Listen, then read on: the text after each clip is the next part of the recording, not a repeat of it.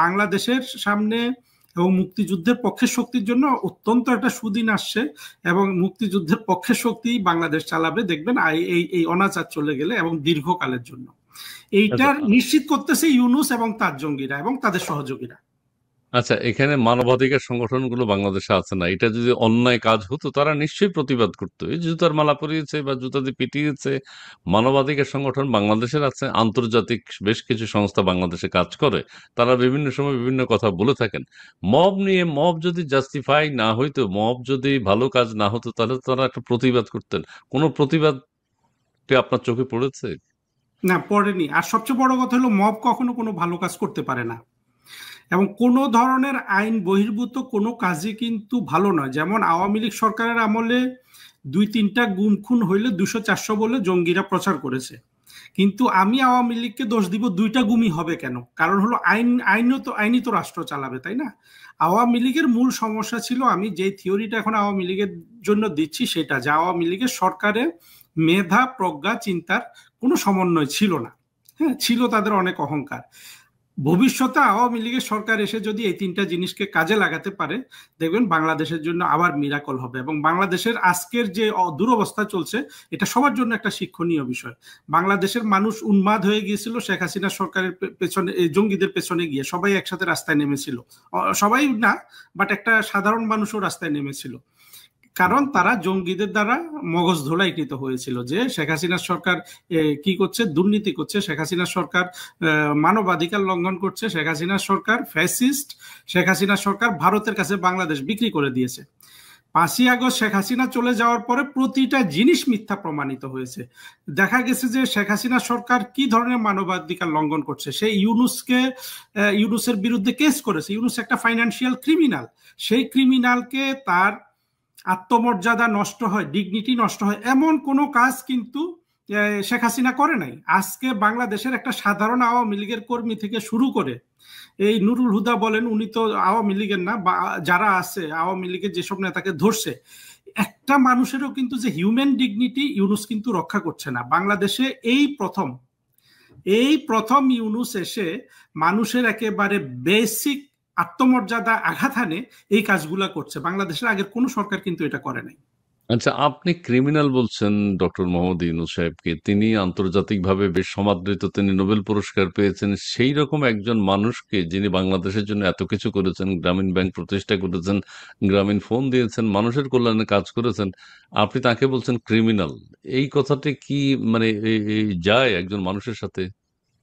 খুব ভালোভাবে যায়। দেখুন, ইউনূস বাংলাদেশের জন্য কোনো ভালো কাজ করেছে, কিছু করেছে, এই উদাহরণ বাংলাদেশের কোনো মানুষের কাছে নাই। আপনার কাছে থাকলে আমাকে এখন বলতে পারেন। এই যে গ্রামীণ ব্যাংকের মাধ্যমে বেশ আত্মকর্মসংস্থান, নারীরা হচ্ছেন তার 70%, গ্রামীণ ব্যাংকের মালিক, গ্রামীণ ব্যাংকের।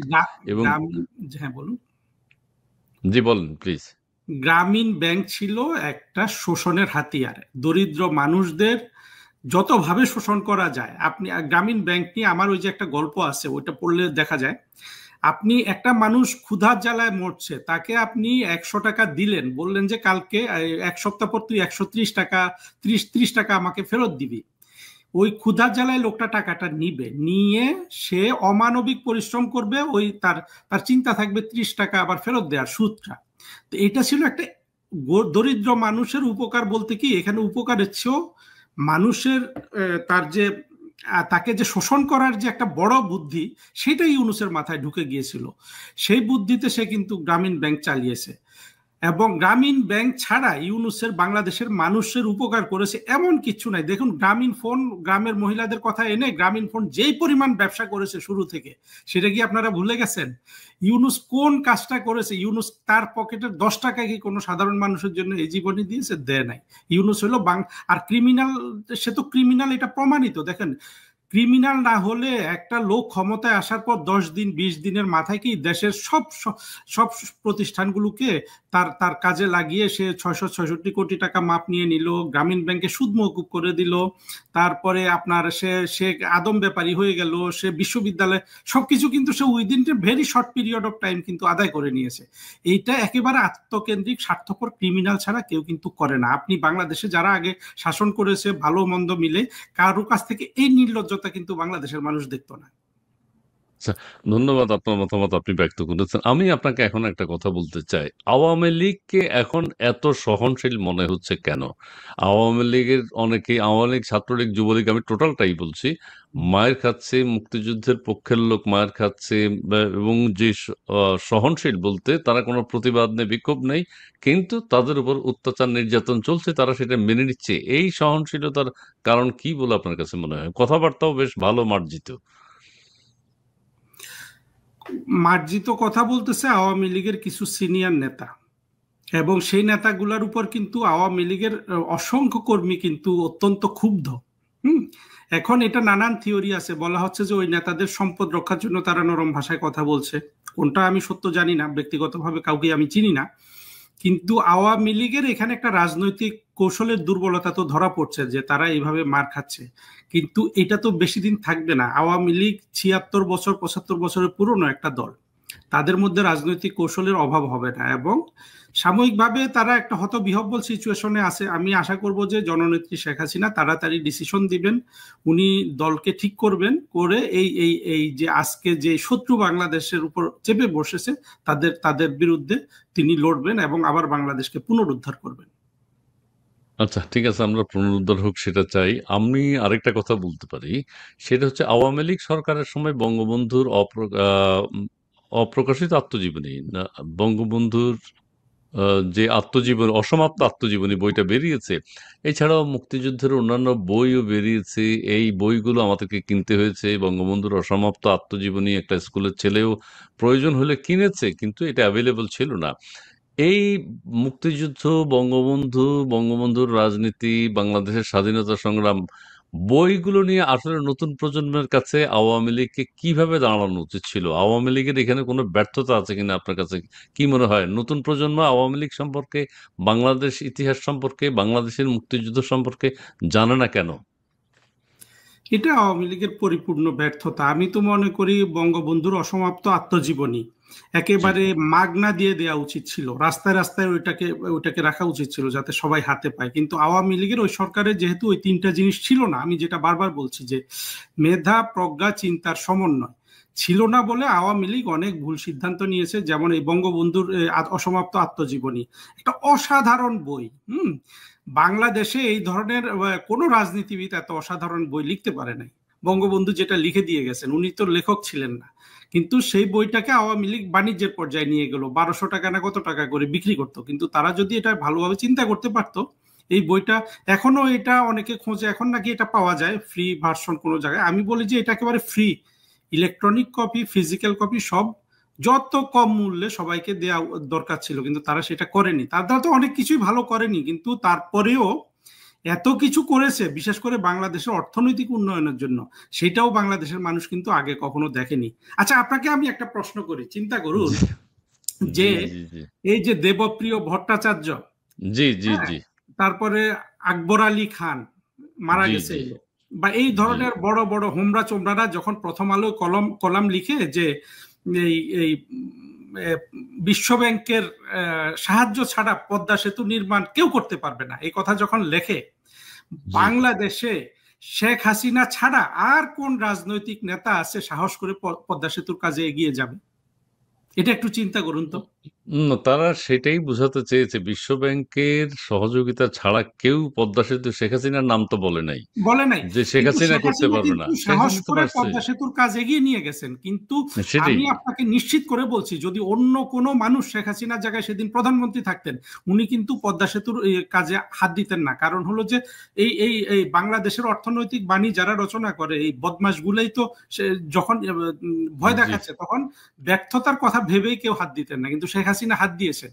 একটা মানুষ কত বড় মানসিক শক্তি থাকলে এবং মানুষের কল্যাণের জন্য তার তার তার চিন্তা কতটা নিবেদিত হলে কতটা সাহস করে উনি পদ্মা সেতুর কাজে হাত দিয়েছেন। তা আওয়ামী লীগের তো এটা সৌভাগ্য ছিল যে এত সেখানে বড় তো নানান কথা আছে, নানান গুঞ্জন আছে, নাকি চায়না থেকে টাকা পয়সা নিয়ে পদ্মা সেতু করা হয়েছে।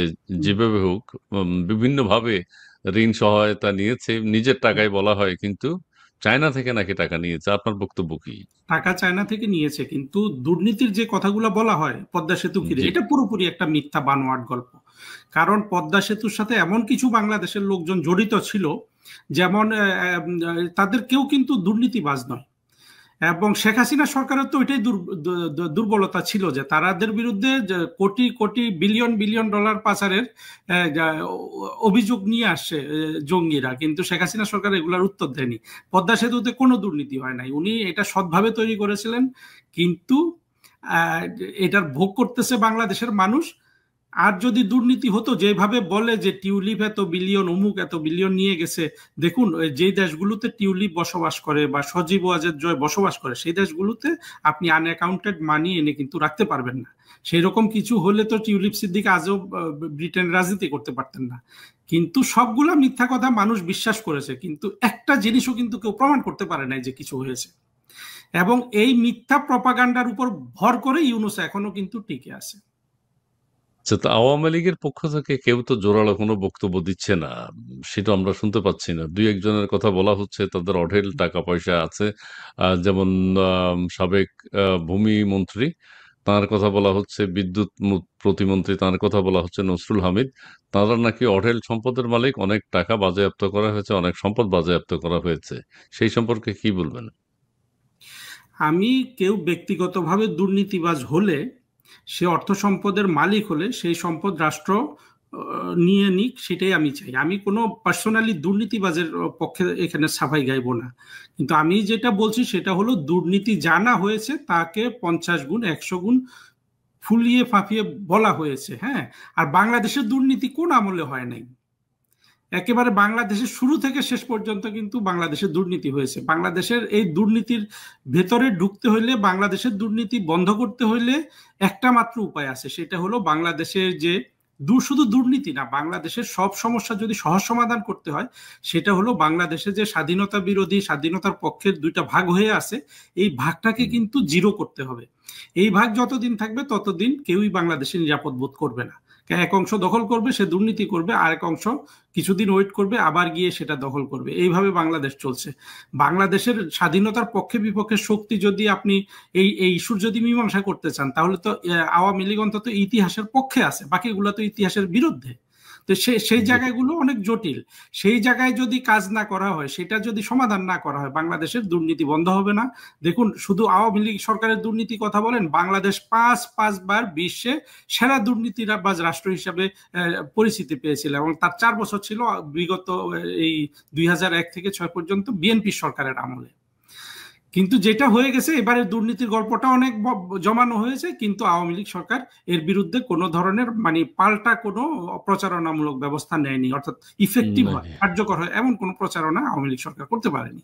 আচ্ছা, এখন শ্বেতপত্র যেটি প্রকাশিত হয়েছে ডক্টর দেবপ্রিয় ভট্টাচার্যের অধীনে, তিনি যে অঢেল সম্পদ অর্থবিত্তের বাইরে দেশে পাচার হয়েছে তার শ্বেতপত্রে উল্লেখ করেছেন, সরকার সেটা নিয়ে তো কাজ করছে বলে মনে হয় না। এখন কি দেবপ্রিয় সাহেবকে যদি জিজ্ঞাসাবাদ করা হয়, ওনার কাছ থেকে জিজ্ঞাসাবাদ শুনতে খারাপ লাগে, জানতে চাওয়া হয় যে টাকাগুলো কোথায় কিভাবে গেছে, উনি কি সেটা বলতে পারবেন? বলতে তো পারবেই না। দেবপ্রিয় এই বদমাস যেই শ্বেতপত্র রচনা করেছে, এটা এতটা দায়িত্ব জ্ঞানহীন ভাবে করা হয়েছে, এর জন্য কিন্তু দেবপ্রিয়র ফাঁসি হইতে পারে। কারণ দেবপ্রিয় যেইভাবে মিথ্যা কলঙ্ক দিয়েছে আওয়ামী লীগের ঘাটে, দেখেন, সাধারণ একটা জিনিস আমি বারবার বলতেছি, দেবপ্রিয়র হিসাবে বাংলাদেশে প্রতি মাসে $1.5 বিলিয়ন বিদেশে পাচার হয়ে গেছে। তাহলে গত যে 10 মাসে ইউনূস সরকার চালাচ্ছে, এই 10 মাসে $15 বিলিয়ন কোথায় গেল? এই 10 মাসে আমরা ধরে নিতে পারি এই $15 বিলিয়ন বাংলাদেশ সরকারের হাতে আছে। এই টাকাটা স্বাভাবিকভাবে জমা হওয়া উচিত ফরেন এক্সচেঞ্জ, ফরেন কারেন্সি রিজার্ভে। 1 পয়সা জমা হয়েছে? না না, এখন আবার এগুলা এগুলা এগুলা এখন যারা আছে তারা সরিয়েছে, অসুবিধা কি? সমান সমান। তারাই যদি সরিয়ে থাকে